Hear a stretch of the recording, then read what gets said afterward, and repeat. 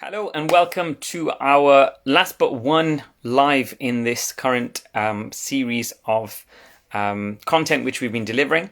The last but one of the month of Ramadan as well. So in today's live, we're going to cover a little bit of content which or something I touched upon in our last sitting. If you caught the last live, it was a really interesting one where we were. I shared the platform with a good friend of mine who is known as the Muzzy Farmer.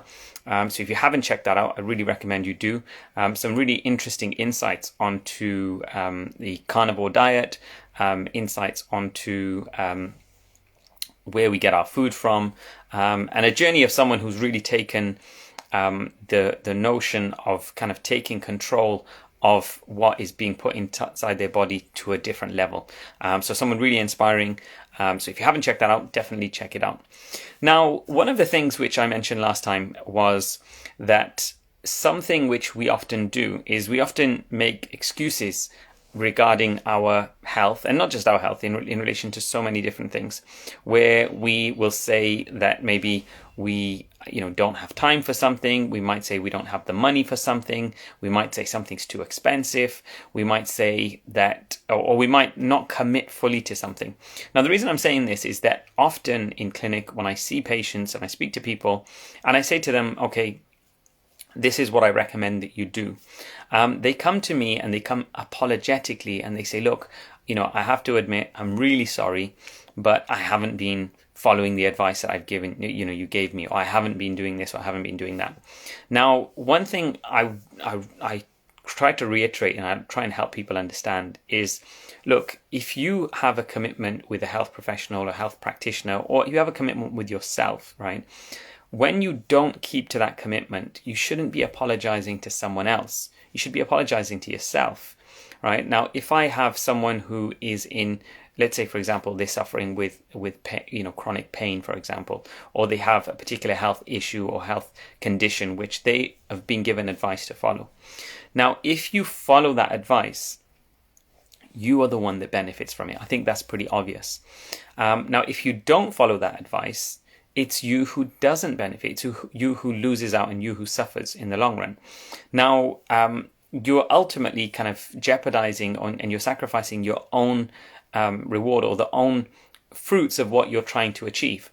So when you come and you say, look, I'm really sorry, but I didn't keep up with my exercises, or I'm really sorry, I've not been doing this or not been doing that. Now, I want to be real with you guys, okay?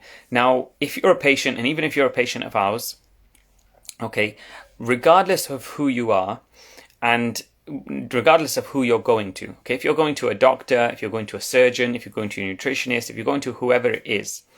Now, we as health practitioners, okay, we see hundreds and often thousands of patients. We've got thousands and thousands of patients enlisted just in the one clinic in Leicester that we have.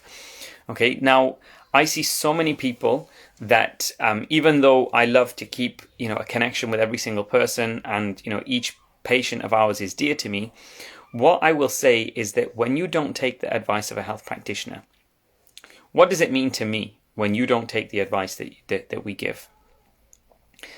If I tell you the honest truth, now I can lie. I can say to you, okay, you know what, I'm really upset for you and I'm really sorry for you, and you know what, I'm really disappointed in you.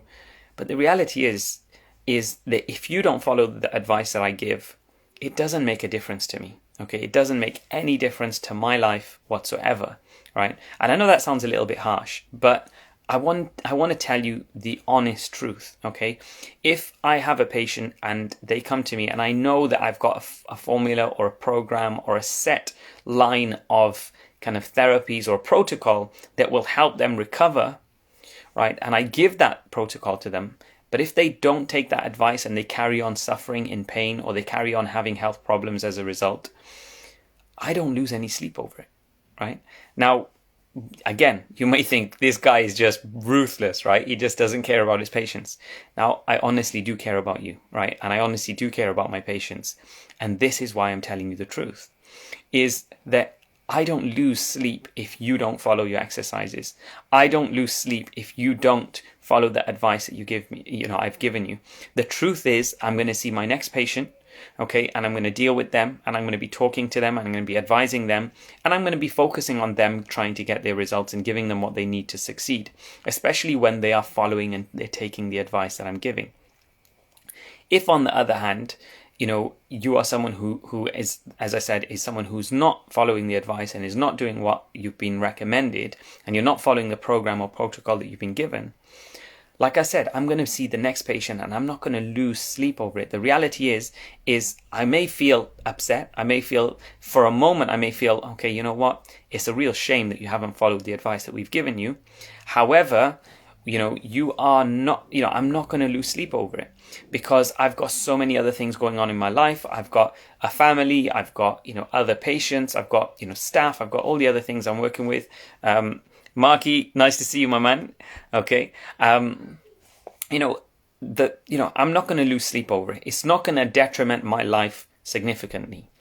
However, for you, the story is very different. Okay. If you don't follow the advice, and if you don't, follow the information that we've given, and if you don't follow the protocol that we've given, which, as we recommend it as a formula for success in your particular case, then it's you who's going to be suffering.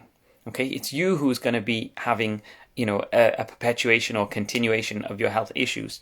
It's you who's going to lose sleep, okay, due to your pain, due to your illness, due to your lack of function, or whatever it is. It's your family that's going to be the one who's going to, see the brunt of the effects, right, of you being in pain or being, unwell, being miserable, right? Because realistically, without our health, how can you be happy, right? When you're ill, when you're in pain, when you're suffering, it's very difficult, right, to be smiling. It's very difficult to be, in a situation where you are giving a positive energy out when you're suffering. Now, I'm not saying that people who are suffering or in pain don't do that. There are many people that do, okay, and they're people that are able to, do that. However, not everyone is in that same ball, at the same category. So if you are someone who is suffering with pain, and you're suffering with illness, or you're suffering with ill health, your family is going to suffer. You are going to suffer, not the people who are giving you advice and you're not following their advice. So the next time you come in, okay, and if you're someone who's guilty of this in our practice, okay, or a patient of ours, that I speak the truth. I'll tell you straight, okay? If you're not following the advice we give, if you're not following the protocols you've been given,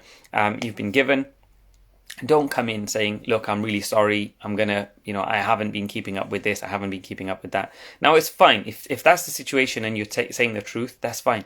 But I want you to recognize that you shouldn't be saying sorry to me. You should be saying sorry to yourself. You should be saying sorry to your family. You should be looking and searching for the true motivation that should be inspiring you to do what you need to do. Okay. And that inspiration it's not me.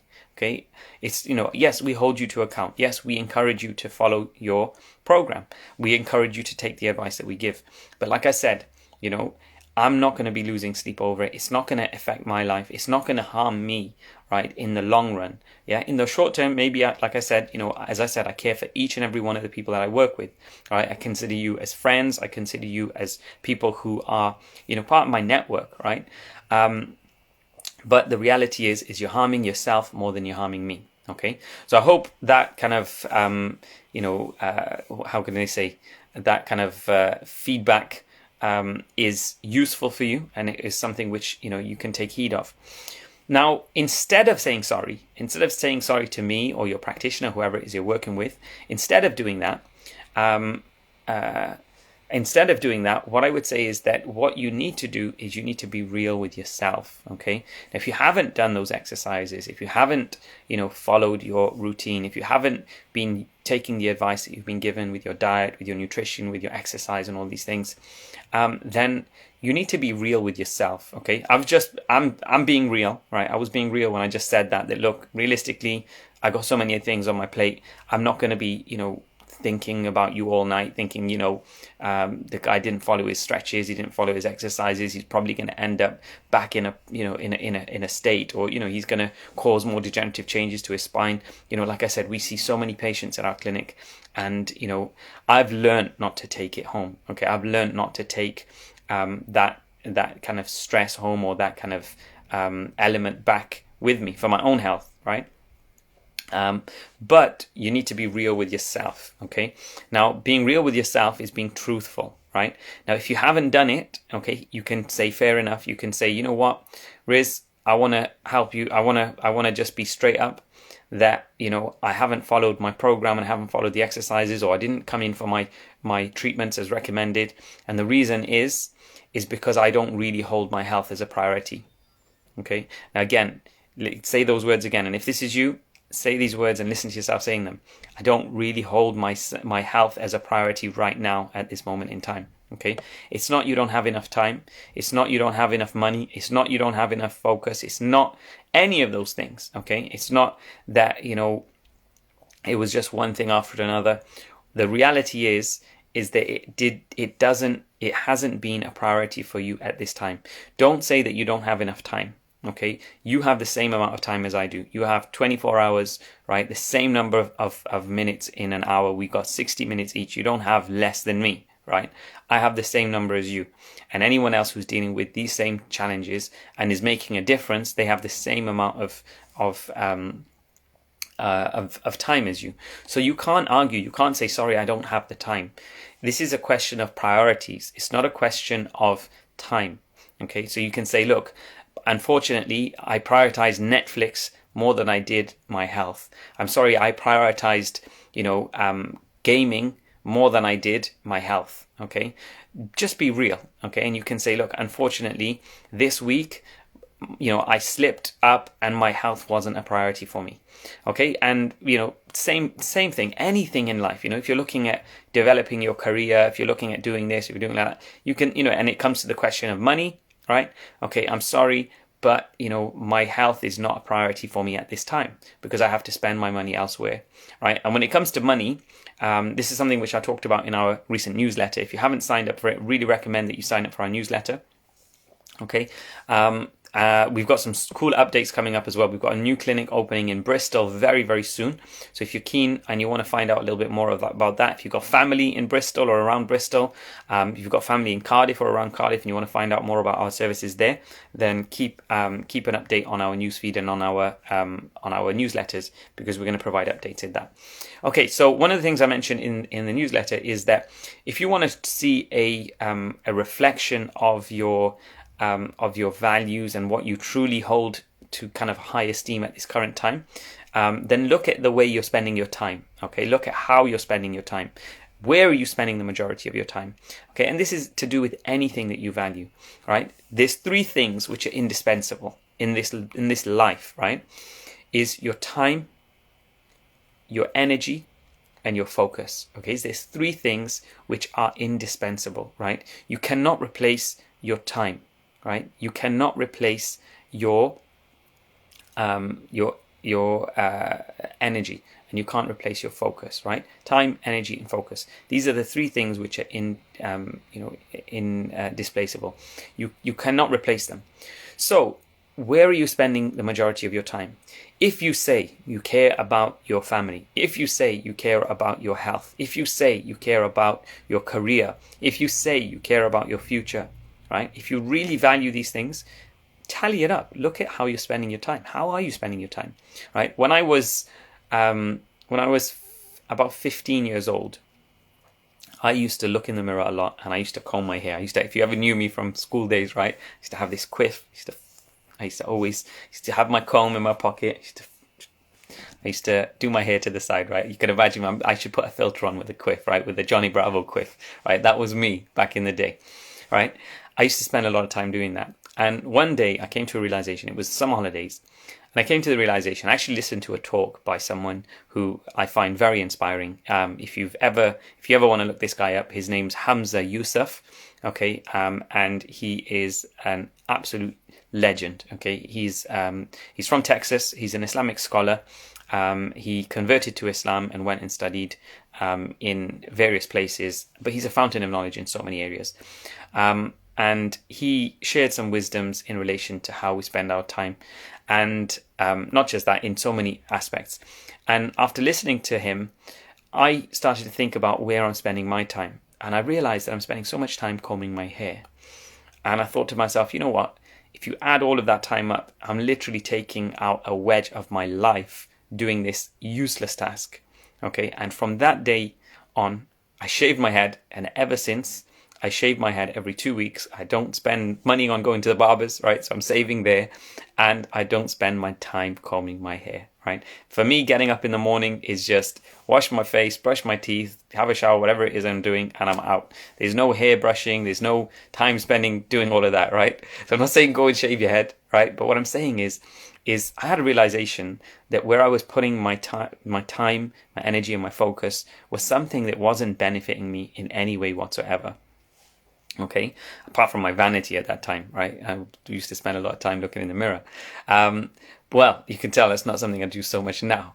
But what I'm getting at is look at where you're spending your time, okay? And if there's areas where you realize, you know what, I'm wasting my time, right? And another thing, and it was pretty much back then, I stopped watching TV completely, right? And you might think, okay, this guy's a little bit extreme. Maybe you're not at that level, but I've got 5 kids who are constantly, dragging me and, asking for my attention. I've got a lot of commitments, a lot of things which I consider a much higher value than EastEnders back in the day, right? That's what it was. It was EastEnders. I used to watch it back in the day of Sonia Jackson and all these things. I don't know if they're still there.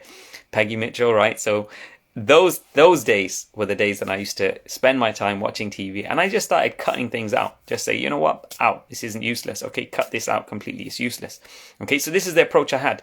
So this is something I encourage you to do. Okay, tally up your time. Where are you spending your time? Look at it and realize, is this actually valuable? Is it benefiting me in any way whatsoever? Now, I'm not saying recreation and unwinding and using things to help you relax are useless. Okay, there is a place for those things, and sometimes if you don't make a place for them, you can suffer as well. So I'm not saying be a complete tyrant with yourself in that way, but tally it up. Ask yourself, do I really value the things that I say I value? Okay, the next thing is looking at your expenditure, right?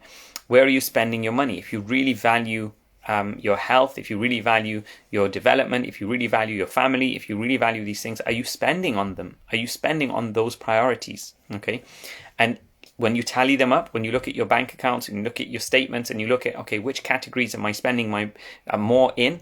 Okay. And what you'll realize and what you need to come to terms with is this is what my true values are. This is where I really value things. And, if you want to judge another person, right, if you want to look at them and you want to analyze them, right, and I'm sure there's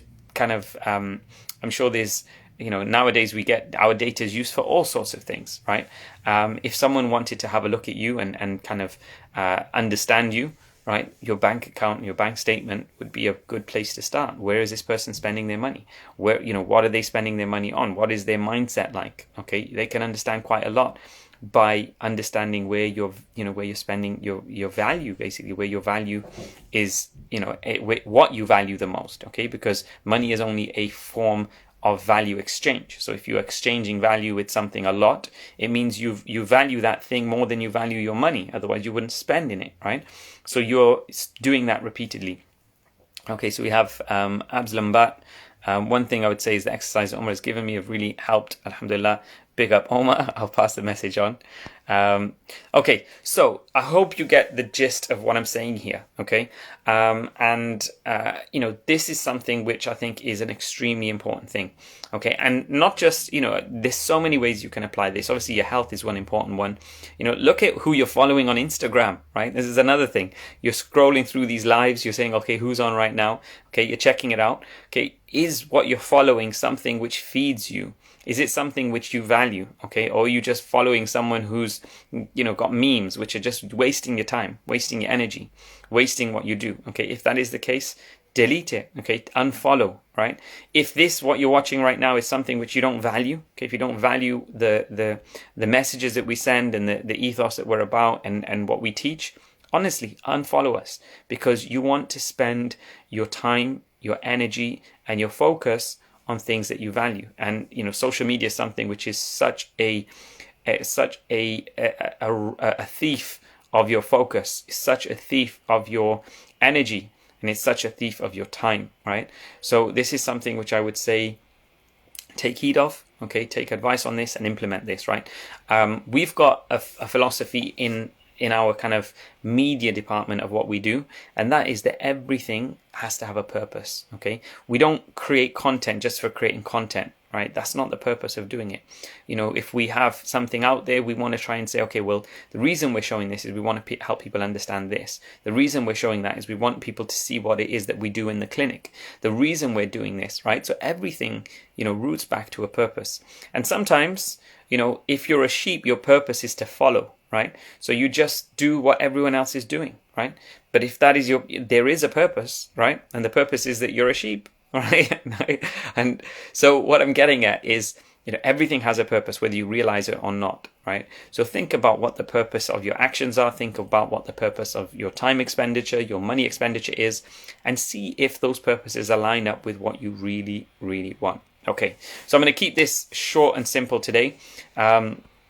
We're coming up to the last few days of Ramadan, and I think this is a really important time. You know, as Muslims, we have a belief that, you know, one of these last 10 days of Ramadan is a day which is equivalent to 80 years, right? So we believe that there's one day in these last 10 days of Ramadan where anything that you do becomes multiplied by 80 years, meaning that, you know, you get the reward or the detriment of your actions for this one day for 80 years, right? Think of it like some, I don't know, next level parallel universe or whatever it is you want to look at it as.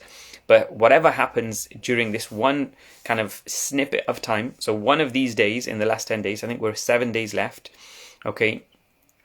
6 or 5 days left now, actually. So yeah, we are you know, in these last 10 days, whatever you do gets multiplied by 80 years, right? So, or I think it's 1,000 nights. So if you think about it in that way, how you spend your time right now and what I've just mentioned to you is so significant right now, because the value of the month of Ramadan and the value of the last 10 days we know is very high, okay? And anything that we do, we say, is multiplied by 70 times in this month. So if you're ever wondering what is it with Muslims during the month of Ramadan, why are they fasting? Why are they, you know, spending their time doing this? Why do they give so much charity? If you actually look statistically, okay, if you look at the whole world, and this is just a little bit of a random fact I thought I'd share with you, the whole world, the most generous people in the world, right? If you look at it, you know, look at it by population, are Muslims, right? And one of the reasons is, and I'm saying this statistically, I'm not just saying generally they're generous. I'm saying that statistically, as a demographic, they give more money in charity than any other group. Okay. Now, if you look at this socioeconomically, especially in the West, we're not necessarily in the highest socioeconomic group, but we're the most generous. Okay. And the majority of that generosity happens during the month of Ramadan.